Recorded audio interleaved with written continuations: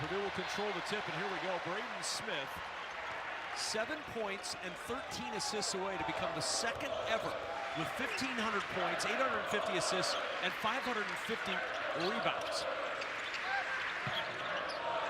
That is certainly within his reach tonight. Here's Cox curling around for a deep 2 and against the home goal.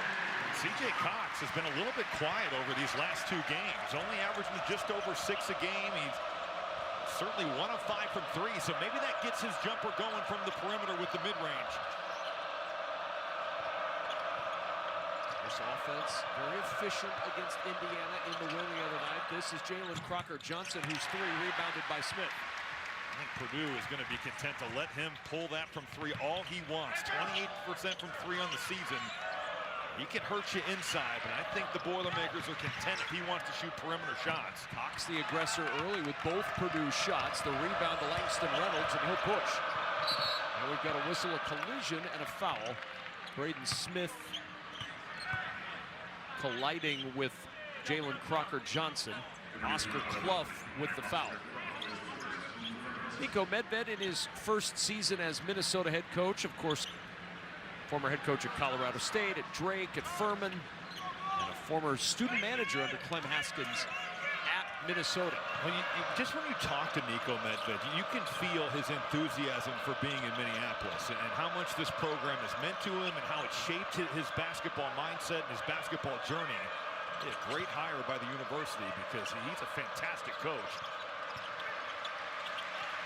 Crocker-Johnson, second 3, second miss. There's Tyson with a rebound. That's something that Minnesota got with Indiana. They got on the glass, especially in that first half. They had 10 offensive rebounds, and that was a big difference in that game. Here's Crocker-Johnson inside. You like him better in there, just everything but the bucket. That's where he can operate. Good help from Clough coming over to contest. Smith around the Clough screen, looking for 3. Off the heel, and Tyson has it ripped away by Kaufman-Renn. He has been a force on the offensive glass, and after the offensive rebound, then you get those step-in 3s. Braden Smith torching the nets this year at over 41% from 3. Not only second in the nation in assists per game, hitting some 3s. There's a steal. Smith to the other end, motoring to the rim for 2, and a 7-0 start for the Boilermakers.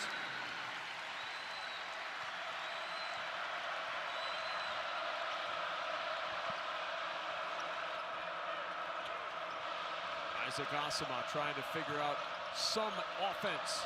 Here's Tyson.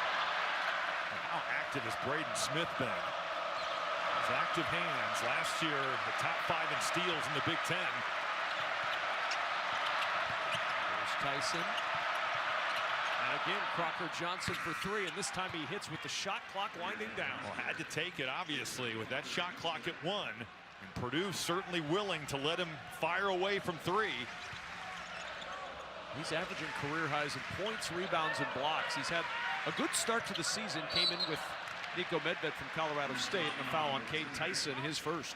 Well, just to get a guy that understands what Niko Medved wants. He played in the NCAA tournament, was such a big part of that Colorado State team last year. And then to just get everyone on the same page, it's so important in these new coaching hires that you bring somebody with you that can kind of keep the culture and set the standard for what you're going to build. Well, we've seen it all across college sports. If you've gotten a new job and you bring in guys that know your system, the rebuild or the build takes a lot less time. Travel on Kaufman-Renn and the turnover. Iowa State did such a good job of making that pocket pass tough. And when you can get Trey Kaufman-Renn moving and you get him in that disadvantaged basketball where now he's looking to score, he's looking to make a play for somebody else, and that's where good luck stopping that. On this end, how do you get 10 involved? Tyson's really not had any touch in the flow of the offense so far. You have to think that, especially with Langston Reynolds out there on the floor, Purdue is really going to help off him. Now, they don't want him around the rim. Crocker-Johnson, you could put him into that category as well. They're going to have to get him moving, and you got to get Cade Tyson involved. And Crocker-Johnson with the foul. Cox very patient down there, waiting for Crocker-Johnson to jump for biscuits, and he ends up falling on top and send him to the line. Well, C.J. Cox has kind of been aggressive in spurts this season. He's had some moments. He had some great moments as a freshman. Had 18 against Memphis, 10 against Texas Tech. And 14 against Oakland, but only 3 of his 9 games he's been in double figures. He has been ultra aggressive to start this one. Yeah, it looked like he came into this game with the notion that he was going to help pull Purdue out of, and I say slump, a 1-game loss at home feels like a slump for this Boilermaker team considering how good they've been. That's where the standard's been set. Yeah. I was really interested coming to shoot-around today to hear about how Coach Painter was. And as you know, Andy's veteran report, you know, maybe not. There were some non-rookie teams that he peeled the paint off of. That might have been some shoddy reporting. But you know what? The games are so fast and furious. You can't lose the game twice, right? Like it's move on. You got Minnesota. You focus on that. Gophers a 1-for-6 start to this one. Here's Cox again aggressive. The jumper won't go. The rebound ripped down for Minnesota. And quickly up the floor comes Langston Reynolds. He'll go end to end, and it's poke free. Like 91% of his shots on the year are at the basket. He is looking to get there. Active hands again, man. But you start rocking that ball. That's tops in the Big Ten. He's taken 86, which is good for second. He has lived at the line. A guy who last year at North Carolina only averaged 2.6 points per game. Just could not really crack the rotation in any significant way. Which is kind of crazy just because of you watch him play and the IQ that he plays with. It's kind of hard to believe that he wasn't able to get to the floor. Well, he's got the build, he's got the game. We've seen it early. Well, and like family-wise, his brother plays for the Denver Nuggets. There's a lot to like about Cade Tyson. Three-point advantage for Purdue. Grayson Grove, this is a tough spot for him. 6'9" freshman, having to play against one of the bigger and more physical front courts in the country. Fletcher Lawyer able to pull it away. Daniel Jacobson changing that shot of Cade Tyson on the baseline. Well, it's not a surprise to see that he's leading the Big Ten in block percentage. You know, certainly his minutes kind of hamper what his numbers will be from a blocks per game, but when he's on the floor, he is altering and blocking shots. Here's Kaufman-Renn against Crocker Johnson, who's already got one personal foul, and Kaufman-Renn goes right at him. I just don't think you can get your guys to understand how effective Trey Kaufman-Renn is at getting to his right hand until they get out there and see it in person. You can read it on the scouting report all you want, but he is so good at getting what he wants. Reynolds trying to get inside. That ball poked out of bounds. It'll stay with the Gophers with 17 to shoot. That Nebraska team building on their crown championship and carrying it right into this season. Here's Grayson Grove, the three, way off the mark for Grove. That's his first three-point attempt of the season. On the other end, quick three from Lawyer won't go. There's Braden Smith again. Fletcher Lawyer got off to that torrid start shooting the ball, but he's now 3 of his last 13 from 3 through his first little slump of the season shooting it. There's Kaufman-Renn, backs out for 3, and the rebound to Reynolds.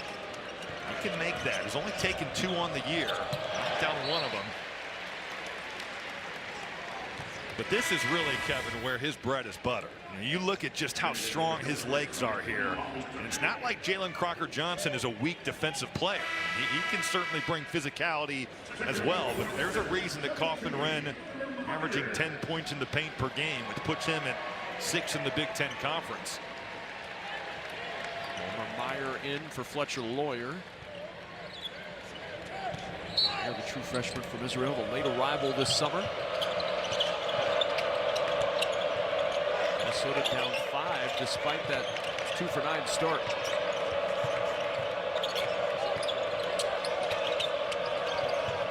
Here's Asuma. Off the mark 3 and the rebound Kaufman-Renn. They're going to have to make some of these perimeter shots. And then whoa. Wow. If Daniel Jacobson was 10 feet tall, he might not have caught that pass. But look at the look on Matt Painter's face. Oh my goodness. You don't see too many from Braden Smith like that. Clearly. Look at Matt Painter's reaction. Here's the pass that airmailed Daniel Jacobson. And Matt Painter, you thought he saw a Yeti. But for the Gophers, you know, they made some very timely second-half threes against Indiana. They're going to need to make them here in Mackey Arena. Extra pass to Tyson for the open 3. Cannot connect. Offensive rebound attempt inside. Scrum on the floor. It's Asimo who comes up with. Wow. Minnesota's playing hard.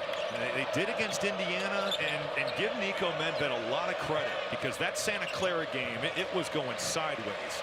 You finish that one good. There's the cutting. Durkin with a great cut. And count the bucket. Wow. Durkin with the catch behind his head and somehow able to muscle it up and in. Durkin, a very good cutter as well in his own right. Take a look at this. You get these guys overplaying. It's a back cut. And then with Jacobson, he's just taking that left hand. And even though he's getting to the right side of the basket, he's finishing across the grain. That is not an easy one. And you don't see Bobby Durkin take all that many twos. 88% of his shots come from three. Just tops in the league. That's why he was brought in. He was Davidson's top three-point shooter a year ago, brought into Minnesota to provide that spark outside, but a three the old-fashioned way, and it's a two-point game. He made 150 threes in his first 2 years of college hoops. Here's Braden Smith trying to answer, and he does. I love the action, because a cross screen for Trey Kaufman-Renn is going to attract so much attention. It's screen for the screener. Now you get one for Braden Smith, and he finishes it off with the three. Smith 8 points, 3 rebounds, and a steal already. Kai Shinholster from Minnesota bench. Under 10 to shoot. It's Grove finding Osama. 2 seconds. He steps back for a three. Good defense by Purdue. Never got a good look. Meyer around the Jacobson screen. Step back from the elbow for Meyer, and Jacobson there with a rebound. Foul on the floor. That basket will not count, but the foul on Johnson. So it is his second. I think he had a choice there. Yeah, right.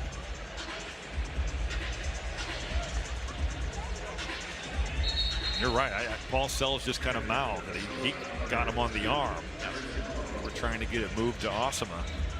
That's a big second foul, though. You're talking about the 6th leading rebounder in the conference. Well, in 5 of his 9 games, he's had 4 fouls or more. That's a lot of foul trouble to be dealing with. Venter can't connect on the free throws, though, and it remains a 14-9 game.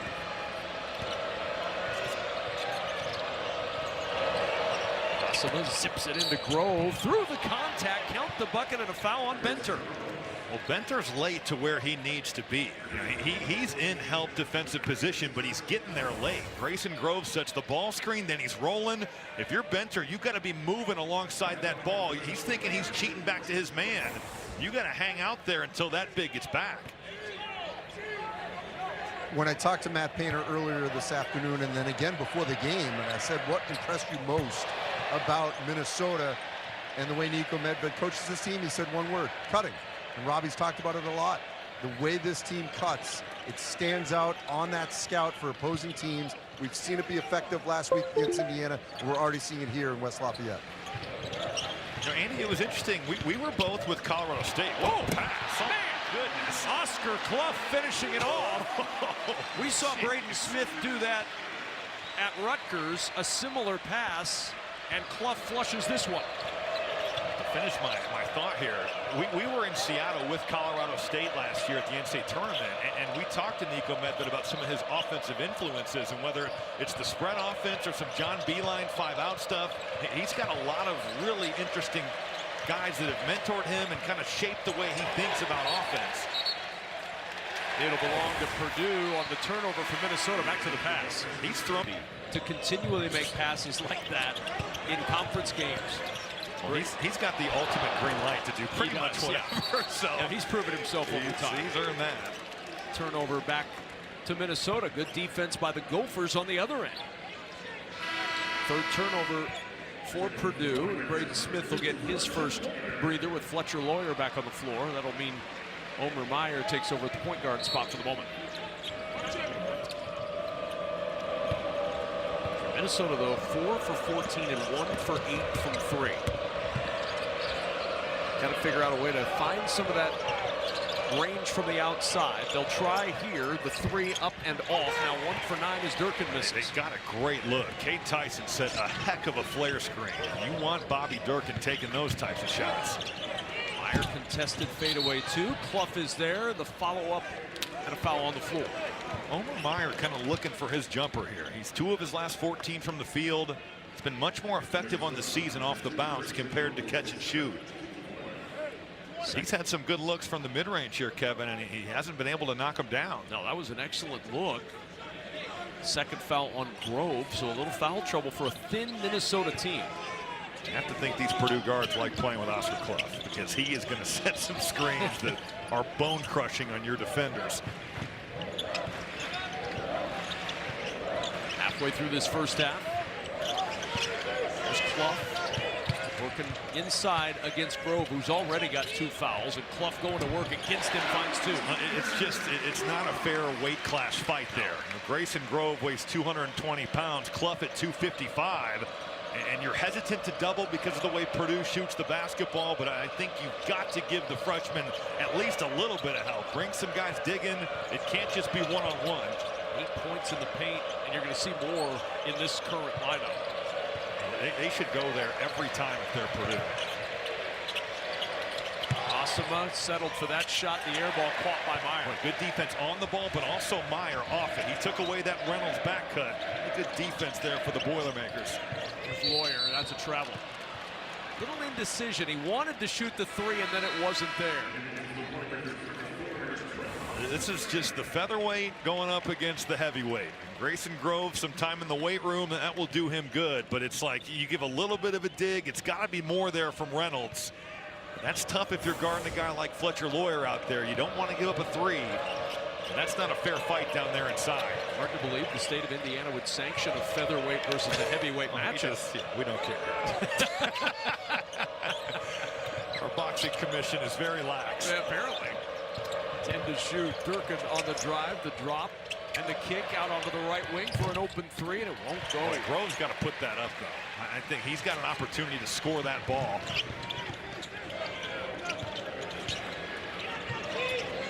And Lawyer fouled by Reynolds on the way up. And it'll be 3 free throws coming from Fletcher Lawyer.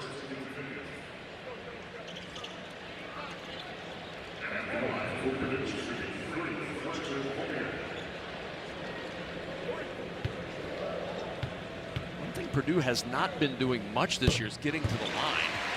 Dead last in the Big Ten in free throws made and free throw attempts per game. When you think about 2 years ago, that was kind of their great equalizer. And Yeah, Edey was as well. But the way they got teams in foul trouble and the way they could withstand some tough shooting nights because they'd live at the foul line. And that has not been the case. 18th in makes, 18th in attempts. Right. That's pretty wild.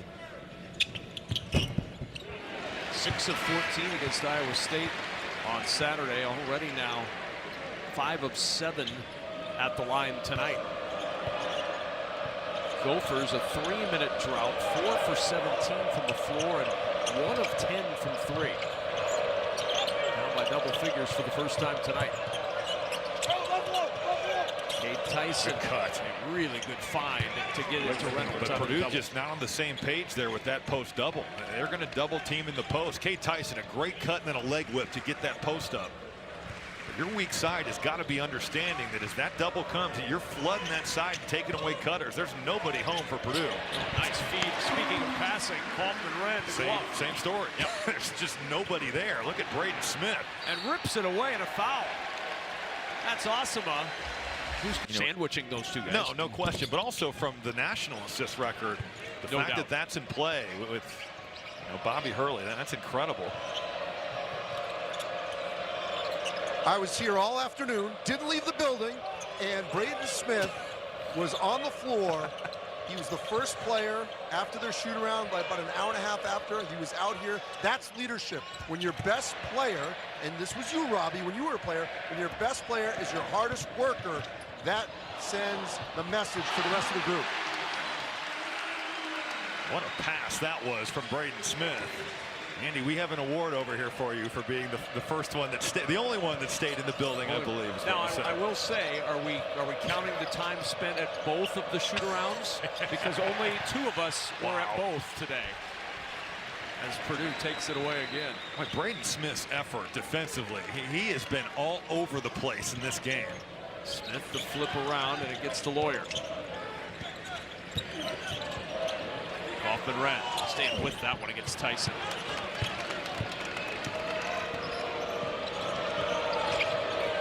Minnesota just ice cold. Where will the offense come from against this stifling Boilermaker defense? Reynolds is certainly a guy that can do this, and I like the fact you get the matchup with Jacobson, you take him to the basket.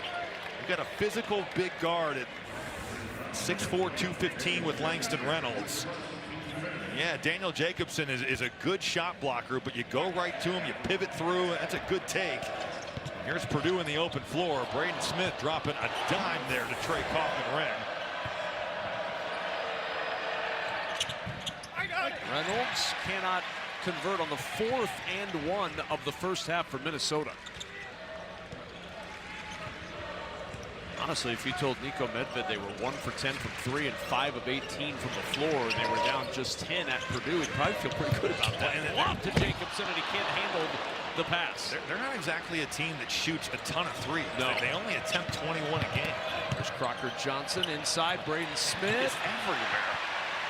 Kind of feel like there's more than one number 3 on the floor. Smith to the end of the floor, and he's fouled by Asama. Makes the play on defense, and then it's 1-on-4 against 4 Gopher defenders, and he does not. Hard to believe, first time since 2022-2023 that they would start 2-0 if they get a win here tonight.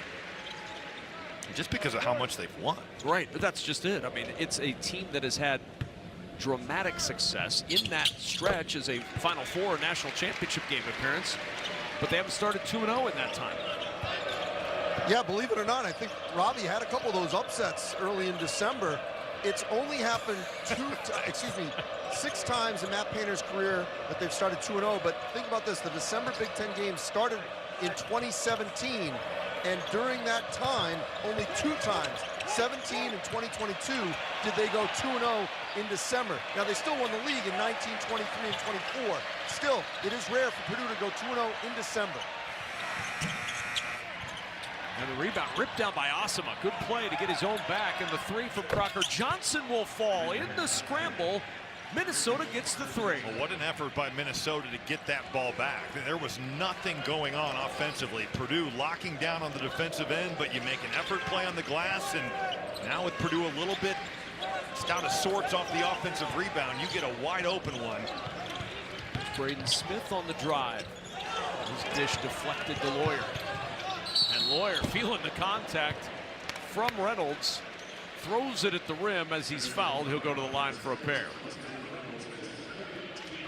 I do want to point out that in the midst of Andy's last report, he did subtly, and maybe not even so subtly, blame you for Purdue starting at less than 2-0 over the years in Big Ten play. You know, I have called games that Purdue has won as well. Yes, you have. I don't know if the fans understand that. I don't know if Andy understands that, but that has actually happened. I believe you and I were on the call on the radio side when they made it to a Final Four. I think we were, yes. Yes, and I was with you guys as well for the championship title game run. No, I think it's somewhat coincidence that Robbie has called these upsets in December, notably the Rutgers game, if I'm not mistaken. But it is kind of crazy. You want to bring them all up? It is crazy. You would assume they always start 2-0 because of their success in the Big Ten. That just hasn't been the case. If you want to beat Purdue, make sure Robbie's in the building. Inside and the cut to Durkin for 2. Get a drive on the baseline, and we talked a lot about Cade Tyson as a cutter, but Bobby Durkin a very good cutter as well. Both those guys just know how to play. Even at points in the paint between Purdue and Minnesota, 12 of the 20 that Minnesota scored have been inside. And you mentioned it, it's not a big 3-point shooting team, so that's not necessarily a surprising statistic. Here's Smith, 6 to shoot, dropping it off for Kaufman-Renn. Good touch from the free throw line. Pocket pass is so impressive. I mean, he is burning it to his right side and just throwing it right back across his body. We talked about it earlier in the game. When you can get Trey Kaufman-Renn in the short roll, good things are going to happen for Purdue's offense. What impresses me, Rob, is the amount of control he has on that pass. As Crocker Johnson hits again from 3. He's got all 3 of them. Yeah, they've been playing off him. And even though his percentage isn't good on the season at 28%, he's made a couple of them. He was a 35% 3-point shooter last year at Colorado State. Purdue kind of daring him to beat him, and early on here, he has made him pay a couple times. C.J. Cox was aggressive early, drops it off underneath to Jacobson, and Jacobson just bigger than everybody in Crocker Johnson with 2 fouls to boot. But not an easy catch there from Jacobson. And that bounce pass, those big guys want that thing thrown up. C.J. Cox, even though it was kind of a high bounce pass, that was not easy for the 7'4" Jacobson. There's Tyson. Held him in check tonight. Crocker Johnson, another 3. This time off, and Kaufman-Renn there to clean it up. You can see that Jacobson doesn't necessarily love guarding on the perimeter because he wants to block shots.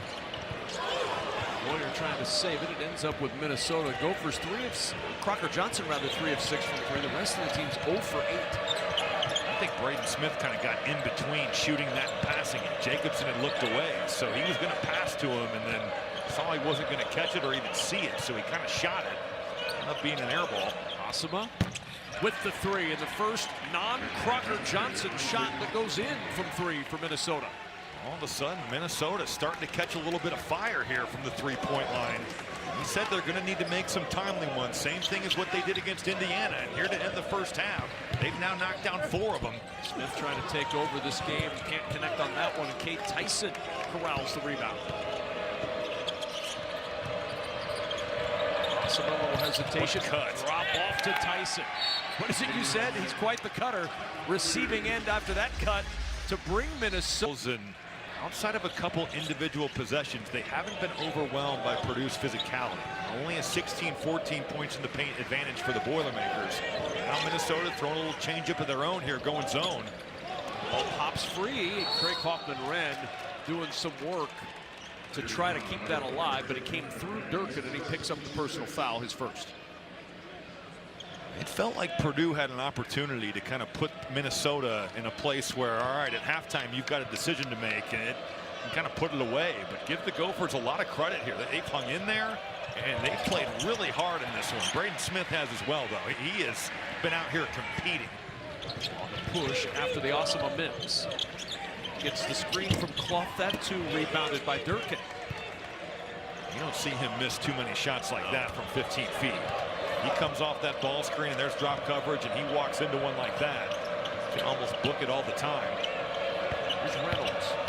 Drive it inside, as he is wont to do, and he gets 2 more. It's a 3-point game. And Langston Reynolds does not care if he's got a 7'4" guy, 7 foot. That does not matter. A little uneasy feeling at Mackey Arena right now. 7-0 Minnesota run with a minute to go in this first half. Purdue loves to attack zones with that ball screen. Braden Smith gets the overload, and I just think Jakari Harris, you can get that whenever. Oh, and it ends up in the hands of Clough down low on the ricochet. Look what I found. 2 more on the board. I think with Jalen Crocker Johnson in foul trouble and just Minnesota's lack of height, that Purdue would be wise to go into Oscar Clough. Go to that paint and make him pay for it. There's Tyson. Around the Crocker Johnson screen. 10 to shoot for Minnesota. Crocker Johnson deep 2, and it rolls home. He's burned Purdue with the jumper. Coming up, stick around. The halftime show's coming up, presented by State Farm. Dave Revson, Rayfield Davis, Seth Davis, basketball and Michigan football reaction. The latest on that coming up as the firing of Sharon Moore occurred earlier today.